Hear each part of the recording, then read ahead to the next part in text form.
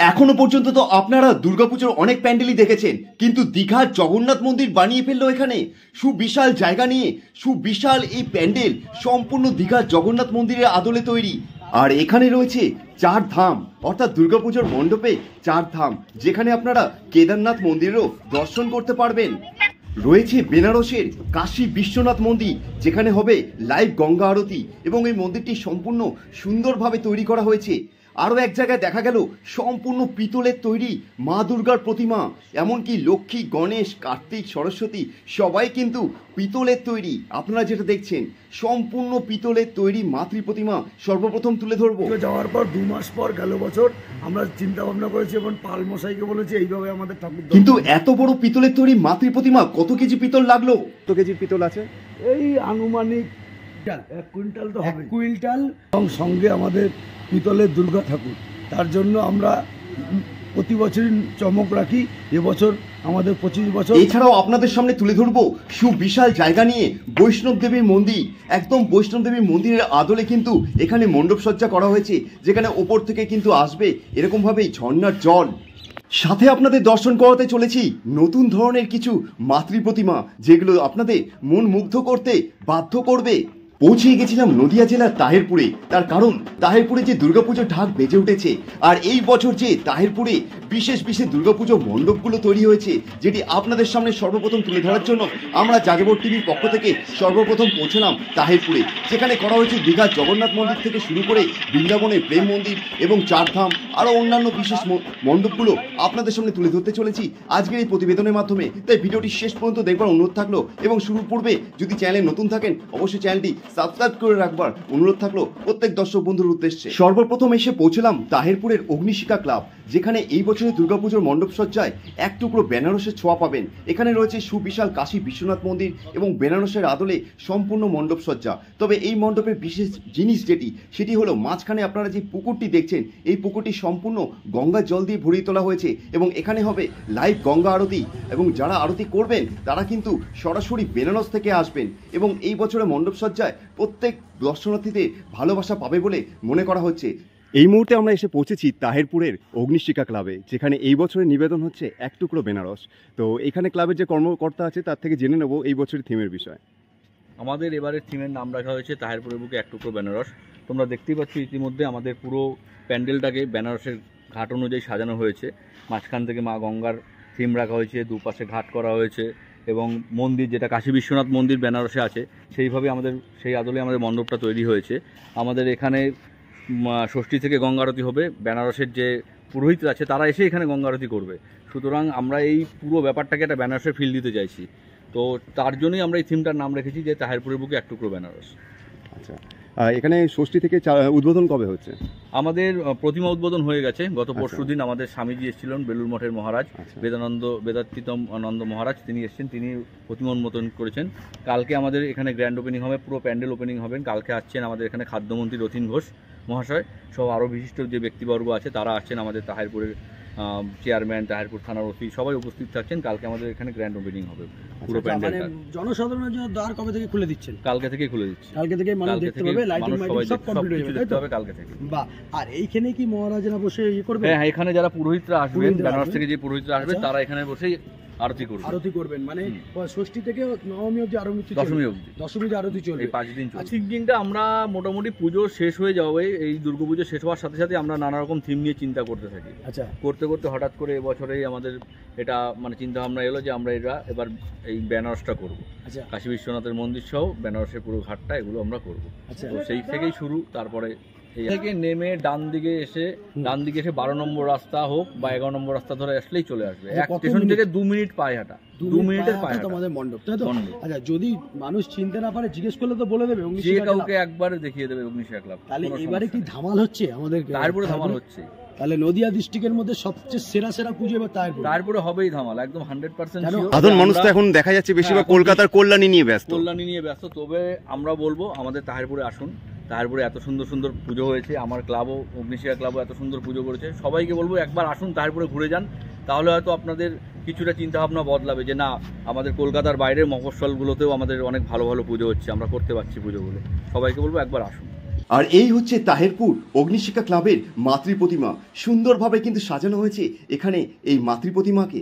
এখন আপনাদের সামনে তুলে ধরতে চলেছি তাহেরপুরের আরও একটি বিশেষ দুর্গাপুজো মণ্ডপ, যেখানে এই বছরের ভাবনা দীঘার জগন্নাথ মন্দির। সুবিশাল মাঠের মধ্যে কিন্তু এই দীঘার জগন্নাথ মন্দিরের আদলে সম্পূর্ণ মণ্ডপ সজ্জা করা হয়েছে, যেটি এক ঝলকে দেখলে আপনারা হয়তো ভাববেন দীঘার জগন্নাথ মন্দিরে এসে গেছেন। এবং এই মণ্ডপের ভেতরে বিশেষ জিনিস সেটি হচ্ছে সম্পূর্ণ পিতলের তৈরি মাতৃ প্রতিমা, সেটাও আপনাদের সামনে তুলে ধরবো। আর আপনাদের সামনে এই মুহূর্তে দেখাচ্ছি দীঘার জগন্নাথ মন্দিরের আদলে এই মণ্ডপ সজ্জা যে করা হয়েছে তার বিশেষ কিছু অংশ।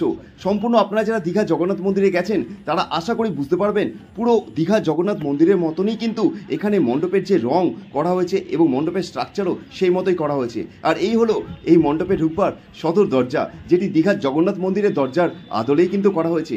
আর ভেতর দিয়ে আপনারা ঠিক এই পথ দিয়ে ভেতরে পৌঁছবেন। এই মণ্ডপটি করেছে তাহেরপুরের সম্মেলনী ক্লাব, যেটা হয়েছে নেতাজি মাঠে। এবং মণ্ডপের ভেতরে পৌঁছলে আপনারা ঠিক এইখান দিয়ে কিন্তু প্রবেশ করবেন এবং দীঘার জগন্নাথ মন্দিরের আদলেই ভেতরে কিন্তু আপনারা এই ধরনের মূর্তি পাবেন। এবং তারপর একটি ধাম থেকে আরেকটি ধামের দিকে এরকমভাবে এই পথ দিয়ে আপনাদের পৌঁছতে হবে। দুটো ধাম পার করার পর আপনারা পৌঁছবেন যেখানে মাতৃ প্রতিমা আছে। সোজাসুজি আপনারা দেখছেন এখানে সামনে রাখা হয়েছে জগন্নাথ, বলরাম এবং সুভদ্রাকে। আর সম্পূর্ণ মণ্ডপ সজ্জাটি আপনাদের সামনে তুলে ধরছি। দেখুন কত সুন্দরভাবে একদমই প্রায় অনুকরণে দীঘার জগন্নাথ মন্দিরের অনুকরণে তৈরি করা হয়েছে। আর এখানে এই যে জগন্নাথ, বলরাম, সুভদ্রা বসে আছে।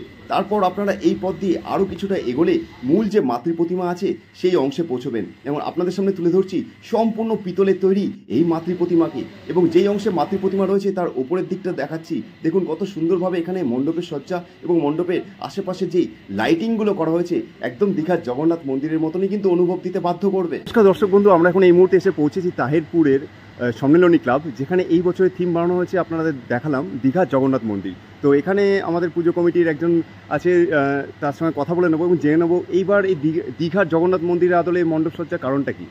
এবার কারণ সকলেই সবার প্রথম ধন্যবাদ জানাচ্ছি আপনাদের মতন ইউটিউবারকে। আপনারা এসছেন, তুলে ধরেছেন তাহেরপুর ছোট একটা এরিয়া, তার মধ্যে যে আমরা এত সুন্দর পুজো করছি, আপনাদের অসংখ্য ধন্যবাদ। এবার বলছি আমাদের এবার থিম হচ্ছে রজত জয়ন্তী বর্ষের থিম 25 বছরে। আমরা 25 বছর পদার্পণ করলাম, তার জন্য থিম হচ্ছে আমাদের দীঘার জগন্নাথ মন্দির এবং সঙ্গে আমাদের পিতলের দুর্গা ঠাকুর। তার জন্য আমরা প্রতি বছরই চমক রাখি। এবছর আমাদের 25 বছর, তার জন্য এবছর আমরা দীঘার জগন্নাথ মন্দিরের আদলে আমরা আমাদের পুজো মণ্ডপ নির্মাণ করেছি। আচ্ছা, এখানে মাতৃ প্রতিমা তো আপনাদের দেখা যাচ্ছে একদম বিশেষ একটা মানে পিতলের সম্পূর্ণ তৈরি। এটা তো মানে তাহেরপুরের বুকে আমার মনে হয় প্রথমবার। আমরা প্রতি বছরই চমক দিই। আমরা গেল বছর আমাদের পুঁথির প্রতিমা ছিল, এবছর আমাদের যেহেতু 25 বছর রজত জয়ন্তী বর্ষ, তার জন্য আমরা পিতলের দুর্গা মাকে আমরা এনেছি আমাদের পুজো মণ্ডপে। আচ্ছা, এটা মানে তাও কত কেজির পিতল আছে? এই আনুমানিক কত কিলো হবে, আপনি দেখুন কত কিলো পিতল হতে পারে। আমার আনুমানিক আইডিয়া তো হবে 1 কুইন্টাল তো হবে। 1 কুইন্টাল দিয়ে তৈরি, হ্যাঁ, পুরো পিতল। আপনাদের মণ্ডপের মোটামুটি বাজেটটা কিরকম তাও বলতে পারবেন? আমাদের বছর বাজেট পুজো মণ্ডপ প্রতিমা মিলিয়ে এই 60 থেকে 70 লাখ টাকা। 60 থেকে 70 লাখ টাকা বাজেট হচ্ছে। তো এই বছর যারা আছে কলকাতার এবং কল্যাণীর বিভিন্ন দর্শনার্থী যারা কলকাতা আর কল্যাণী নিয়ে পৌঁছে মানে বেশিরভাগ মানে ক্রেজটা থাকে, তো সেখানে এই বছর তাহেরপুরে আসার জন্য আপনি কি বলতে চান?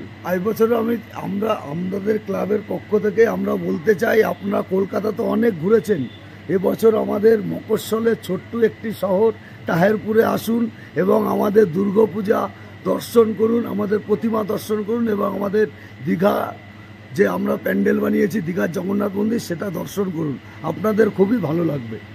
ঠিক আছে, অসংখ্য ধন্যবাদ। অসংখ্য ধন্যবাদ আপনাকে। আপনাদের এই সুবিশাল পিতলের তৈরি মাতৃ প্রতিমা কেমন লাগলো অবশ্যই কমেন্টে জানাবেন। এখন আপনাদের সামনে তুলে ধরছি তাহেরপুরের বিদ্যুৎ বাহিনীর এই বছরের দুর্গাপুজোর মণ্ডপ সজ্জা, যেটি 4 ধাম মন্দিরে আদলে করা হয়েছে। সুবিশাল এক পাহাড় বানানো হয়েছে, যে পাহাড়ের ওপর দিয়ে আপনাদের উঠতে হবে এই 4 ধাম দর্শন করতে। এখানে 4 ধামটি যথেষ্ট সুবিশাল জায়গা নিয়ে তৈরি, তাই প্রত্যেক দর্শনার্থীদের আশা করা যায় মন জয় করবে। আর আপনাদের এই 4 ধাম কেমন লাগলো অবশ্যই জানাবেন। আর এই হচ্ছে এখানকার মাতৃ প্রতিমা যেটা দেখছেন। এখন আপনাদের সামনে তুলে ধরছি তাহেরপুরের তরুণ সংঘ ক্লাবে এই বছরের নিবেদন বৃন্দাবনের প্রেম মন্দির। সুবিশাল মাঠের মধ্যে বড় আয়তনের এই দুর্গাপুজো মণ্ডপটি প্রত্যেক দর্শনার্থীদের মন জয় করবে বলে মনে করছে এই ক্লাবের এবং কমিটির কর্তৃপক্ষ। কারণ এখানে থাকছে রাত্রিবেলায় বিভিন্ন লাইটিংয়ের খেলা, যেটি এই মণ্ডপের সৌন্দর্যতা আরও অনেকটাই বাড়িয়ে তুলবে। মণ্ডপের বাইরের অংশটা আপনাদের সামনে তুলে ধরছি, তবে এই মণ্ডপের ভেতরের দিকে মাতৃ প্রতিমাও কিন্তু খুবই সুন্দরভাবে সাজিয়ে তোলা হয়েছে, সেটা আপনাদের সামনে দেখাচ্ছি। আর মণ্ডপের ভেতরে প্রবেশ করে আপনারা দর্শন করবেন এই মাতৃ প্রতিমাকে। তাহেরপুরের এই তরুণ সংঘ ক্লাব প্রতি বছরই সুন্দর সুন্দর মণ্ডপ সজ্জা আমাদের সামনে তুলে ধরে, এবং এই বছর তার নিদর্শন পাওয়া গেল এই বৃন্দাবনের প্রেম মন্দির এবং এরকম সুন্দর একটি মাতৃ প্রতিমা তুলে ধরেছে। আপনাদের এই মাতৃ প্রতিমাটি কেমন লাগলো অবশ্যই জানাবেন। তবে প্রত্যেকটি মণ্ডপই কিন্তু স্টেশন থেকে হাঁটা পথেই আপনারা দেখে নিতে পারেন, কারণ মোটামুটি সবই স্টেশনের আশেপাশে, তাই আপনাদের আলাদা করে টোটো বা অন্য কোনো গাড়ি ভাড়া করার কোনো প্রয়োজন নেই। এখন আপনাদের সামনে তুলে ধরছি তাহেরপুরের আরও একটি সুবিশাল দুর্গাপুজো মণ্ডপ, যেটি বৈষ্ণব দেবীর মন্দিরের আদলে তৈরি করা হয়েছে। এটি হচ্ছে তাহেরপুরের নেতাজি যুবক সংঘ, যেখানে এই বছরের ভাবনা হচ্ছে বৈষ্ণব দেবী মাতার এই মন্দিরটি। এখানেও কিন্তু আপনাদের আসলে পাহাড়ের ওপরে উঠতে হবে মাতৃ প্রতিমা দর্শন করতে, আর এখানে ওপর থেকে কিন্তু এরকমভাবে ঝর্ণার জল বয়ে আসবে অনবরত। সম্পূর্ণ কিন্তু তুলো এবং রং দিয়ে কিন্তু এই পাহাড়টিকে সাজিয়ে তোলা হয়েছে। সুবিশাল এই পাহাড়ের ভেতরে আপনাদের এই পথ দিয়ে পৌঁছতে হবে ওপরের অংশে, আর তারপরেই কিন্তু আপনারা মাতৃ প্রতিমা দর্শন করতে পারবেন। আশা করি আপনারা বুঝতে পারছেন কতটা উঁচুতে আপনাদের উঠতে হবে এই ভিডিওটি থেকে।